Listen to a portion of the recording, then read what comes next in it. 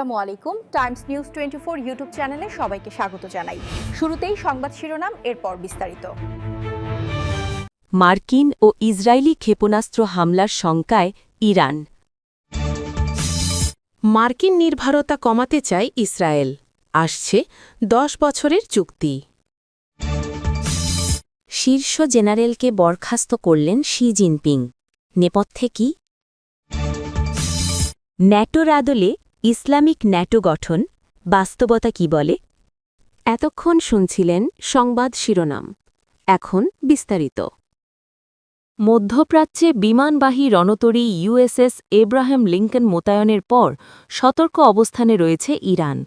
দেশটি শঙ্কা করছে মার্কিন ও ইসরায়েলি ক্ষেপণাস্ত্র হামলা হতে পারে। দ্য গার্ডিয়ান জানিয়েছে, মার্কিন নৌবহরটি ইরানকে আঘাত করার জন্য পর্যাপ্ত দূরত্বে রয়েছে।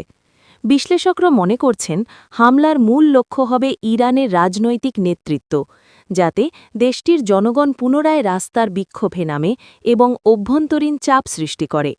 তবে সরাসরি ইরানের ক্ষেপণাস্ত্র বা পারমাণবিক প্রোগ্রাম দুর্বল করা এই হামলার লক্ষ্য হবে না। ইরানের সুপ্রিম ন্যাশনাল সিকিউরিটি কাউন্সিলের সচিব আলী লারিজানি যুক্তরাষ্ট্রের এই উদ্যোগকে সামাজিক সংহতি ভাঙার কৌশল হিসেবে বর্ণনা করেছেন। তিনি বলেছেন, বিক্ষোভকারীরা অস্ত্র নেওয়ার চেষ্টা করলে এটি গৃহযুদ্ধের উস্কানি হতে পারে। দেশটির পররাষ্ট্র মন্ত্রণালয়ের মুখপাত্র এসমাইল বাঘাই বলেন, যুক্তরাষ্ট্রের সঙ্গে কূটনৈতিক চুক্তির আলোচনা হচ্ছে, এটি মিথ্যা।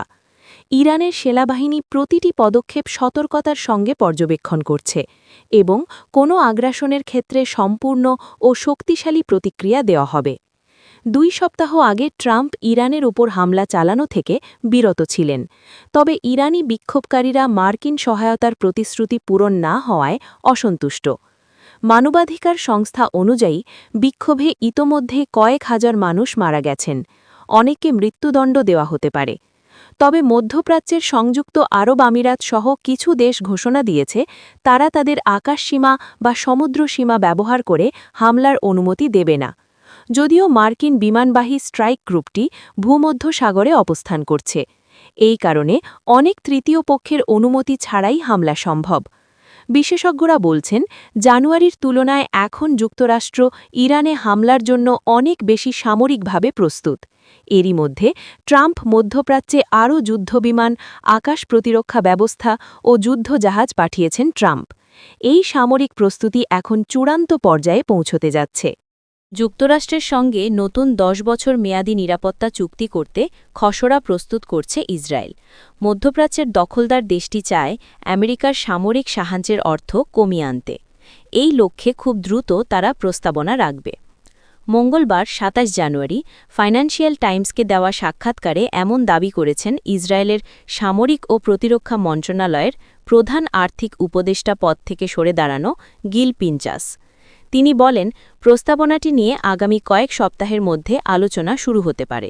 সেই আলোচনায় মূল বিষয়ে থাকবে নগদ অনুদানের চেয়ে যৌথ সামরিক ও প্রতিরক্ষা প্রকল্পের গুরুত্ব। পিঞ্চাস বলেন, এই চুক্তি শুধু আর্থিক হিসাব নয়, বরং সামগ্রিক অংশীদারত্বই বেশি গুরুত্বপূর্ণ।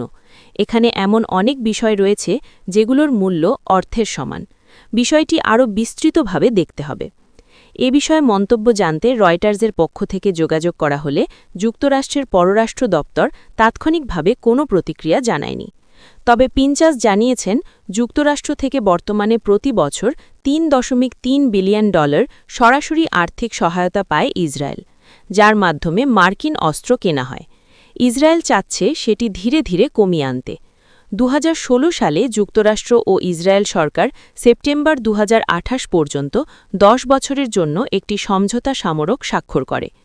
ওই চুক্তির আওতায় মোট $38 বিলিয়ন সামরিক সহায়তা দেওয়ার কথা। এর মধ্যে $33 বিলিয়ন সামরিক সরঞ্জাম কেনার অনুদান এবং $5 বিলিয়ন ক্ষেপণাস্ত্র প্রতিরক্ষা ব্যবস্থার জন্য বরাদ্দ। এ মাসের শুরুতে ইসরায়েলের প্রধানমন্ত্রী বেনিয়ামিন নেতানিয়াহু জানিয়েছেন, আগামী 1 দশকে যুক্তরাষ্ট্রের সামরিক সহায়তার ওপর নির্ভরতা ধীরে ধীরে কমিয়ে আনা হবে। একই সঙ্গে যুক্তরাষ্ট্রের সঙ্গে যৌথ সামরিক ও প্রতিরক্ষা সহযোগিতা আরও জোরদার করার লক্ষ্য রয়েছে ইসরায়েলের। চীনের পিপলস লিবারেশন আর্মির PLA-র শীর্ষপদস্থ কর্মকর্তাদের মধ্যে পরিস্থিতি বেশ গরমই চলছে বলে ধারণা করা হচ্ছে। সম্প্রতি চীনের কেন্দ্রীয় সামরিক কমিশনের CMCর vice chairman general Zhang Youxia এবং আরেক শীর্ষ কর্মকর্তা জেনারেল লিউ ঝেনলিকে বরখাস্ত করা হয়েছে। এই পদক্ষেপ চীনের অভিজাত মহলে ক্ষমতার লড়াই ও শীর্ষ নেতৃত্বের নিয়ন্ত্রণ নিয়েও প্রশ্ন তুলেছে। ৭৫ বছর বয়সী ঝাং কেন্দ্রীয় সামরিক কমিশনের একজন প্রধান নেতা ছিলেন। সাধারণত ৭ সদস্যের এই কমিশনে এখন কেবল শি জিনপিং এবং জেনারেল ঝাং শেংমেনি রয়ে গেছেন। বাকি সদস্যদের দুর্নীতি বিরোধী অভিযানের নামে সরানো হয়েছে। বিশ্লেষকরা বলছেন PLA এখন বিশৃঙ্খল অবস্থায় রয়েছে। শীর্ষ নেতৃত্বের অনুপস্থিতিতে সামরিক বাহিনীর সিদ্ধান্ত গ্রহণে সমস্যা হতে পারে। এছাড়াও এই ঘটনা চীনের ক্ষমতার কেন্দ্রীয় নিয়ন্ত্রণ এবং শীর্ষ নেতৃত্বে শি জিনপিংয়ের প্রভাবকে আরও দৃঢ়ভাবে প্রমাণ করে। সরকারি ঘোষণায় বলা হয়েছে ঝাং ও লিউকে শৃঙ্খলা ও আইনের গুরুতর লঙ্ঘন এবং দুর্নীতির অভিযোগে তদন্ত করা হচ্ছে। তবে তাদের বিরুদ্ধে বিস্তারিত অভিযোগ জনসমক্ষে প্রকাশ করা হয়নি। সরকারি সংবাদপত্র PLA ডেইলি ইতোমধ্যেই তাদেরকে কেন্দ্রীয় কমিটির বিশ্বাসঘাতকতা এবং সামরিক কমিশনকে অবমাননা করার দোষী হিসাবে দেখিয়েছে। বিশ্লেষকরা মনে করেন এসব অপসারণ সামরিক বাহিনীতে সন্দেহ ও আতঙ্কের পরিবেশ তৈরি করবে, যা শীর্ষ পদে থাকা কর্মকর্তাদের সিদ্ধান্ত গ্রহণকে প্রভাবিত করতে পারে।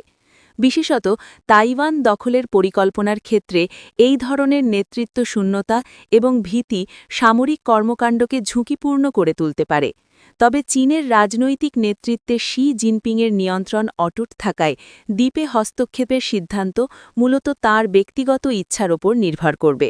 আন্তর্জাতিক ভূ-রাজনীতির বর্তমান প্রেক্ষাপটে মধ্যপ্রাচ্য ও মুসলিম বিশ্বের দেশগুলোর মধ্যে একটি কার্যকর সামরিক জোট বা ইসলামিক ন্যাটো গড়ে ওঠার সম্ভাবনা নিয়ে নতুন করে আলোচনা শুরু হয়েছে।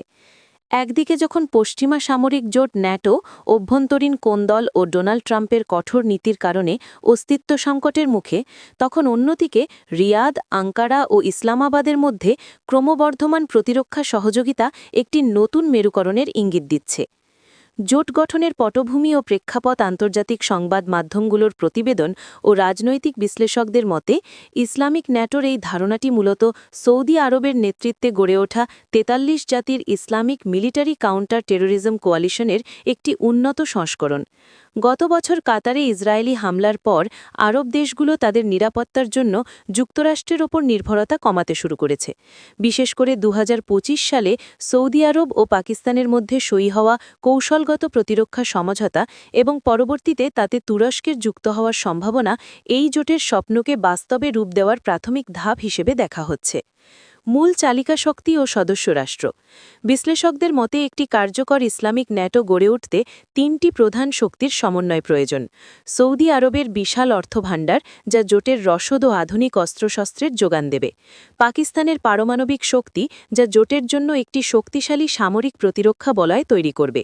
এছাড়া তুরস্কের উন্নত সামরিক প্রযুক্তি ও রণকৌশল, যারা ন্যাটো সদস্য হিসেবে আধুনিক যুদ্ধবিদ্যায় পারদর্শী। লন্ডন ভিত্তিক সংবাদ মাধ্যম মিডল ইস্ট মনিটর এবং মিডল ইস্ট আইয়ের প্রতিবেদন বলছে এই জোট গঠনের পথে প্রধান বাধা হিসেবে দেখা দিচ্ছে সদস্য দেশগুলোর মধ্যে পারস্পরিক অনাস্থা ও স্বার্থের ভিন্নতা। কাতার ও আরব আমিরাতের মতো দেশগুলো অনেক ক্ষেত্রে মিশরের প্রস্তাবিত প্রতিরক্ষা চুক্তিতে বাধা দিয়েছে, যা আরব বিশ্বের অভ্যন্তরীণ বিভাজনকে স্পষ্ট করে।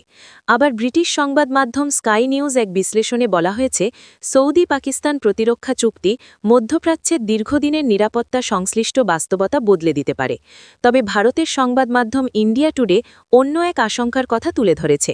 তাদের মতে সৌদি পাকিস্তান তুরস্ক জোটের বিপরীতে ভারত, ইসরায়েল, আমিরাত একটি বিকল্প নিরাপত্তা বলয় তৈরি করতে পারে, যা মধ্যপ্রাচ্যে নতুন করে ক্ষমতার দ্বন্দ্ব সৃষ্টি করবে। যুক্তরাষ্ট্রের ফাঁদ নাকি প্রতিরক্ষা দেয়াল? অনেকে মনে করেন এই জোটটি শেষ পর্যন্ত ইরান বিরোধী একটি জোটে পরিণত হতে পারে, যা আসলে ওয়াশিংটন ও তেল আবিবের স্বার্থ রক্ষা করবে। যদিও ইরান নিজেও তার মিত্রদের নিয়ে একটি পাল্টা প্রতিরোধের অক্ষ বা ন্যাটো সদৃশ ব্যবস্থা গড়ার চেষ্টা করেছিল, কিন্তু সাম্প্রতিক বছরগুলোতে নেতৃত্বের সংকট ও সামরিক ক্ষয়ক্ষতির কারণে সেই সম্ভাবনা অনেকটাই ক্ষীণ হয়ে পড়েছে। ভবিষ্যৎ সম্ভাবনা ও অনিশ্চয়তা। ইসলামিক ন্যাটোর মূল নীতি হবে ন্যাটোর মতোই কোনো এক সদস্য দেশের ওপর হামলা মানে সবার ওপর হামলা। কিন্তু বাস্তবে ৪৩টি মুসলিম দেশের মধ্যে রাজনৈতিক ও আদর্শিক ভিন্নতা এতই বেশি যে ইউরোপীয় দেশগুলোর মতো একটি একক কমান্ডের অধীনে আসা অত্যন্ত জটিল। তবে বর্তমান ভূ-রাজনৈতিক অস্থিরতা ও ইসরায়েলি আগ্রাসন যেভাবে বাড়ছে তাতে অস্তিত্ব রক্ষার প্রয়োজনে সৌদি আরব, তুরস্ক ও পাকিস্তানের নেতৃত্বে অন্তত একটি মিনি ন্যাটো গড়ে ওঠার সময়ের দাবি হয়ে দাঁড়িয়েছে। পরিশেষে বলা যায়, ইসলামিক ন্যাটো গড়ে ওঠার সম্ভাবনা এখন আর কেবল তাত্ত্বিক পর্যায়ে নেই।